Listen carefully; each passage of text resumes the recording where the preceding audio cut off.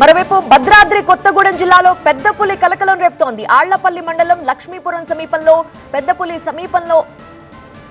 పెద్దపులి సంచరిస్తున్నట్లుగా తెలుస్తోంది. రేగళ్ల రేంజ్ నుంచి ఆళ్లపల్లి రేంజ్ లోకి పులి ప్రవేశించింది. పులి అడుగుజాడలను ఫారెస్ట్ అధికారులు గుర్తించారు.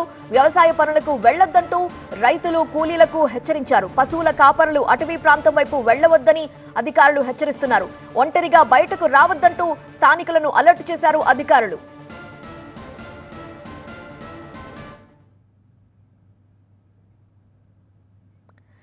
కామారెడ్డిలో చిరుత సంచారం ప్రజల్ని భయపెడుతుంటే భద్రాద్రి కొత్తగూడెంలో పెద్ద పులి సంచారం ప్రజలని వణికిస్తోంది. అటవీ శాఖ అధికారులు రెండు ప్రాంతాలకు సంబంధించిన ప్రజలని అలర్ట్ చేశారు. బయటకు ఎవరూ రావద్దు, ఒంటరిగా వెళ్లొద్దు అని సూచిస్తున్నారు. చిరుతపులిని పట్టుకునే ప్రయత్నాలు చేస్తున్నట్లుగా అటవీ శాఖ అధికారులు వెల్లడించారు. మరోవైపు భద్రాద్రిగూడెంలో పెద్ద పులి సంచారంతో అలర్ట్ గా ఉండాలంటూ గ్రామస్తులకు హెచ్చరికలు జారీ చేశారు అధికారులు.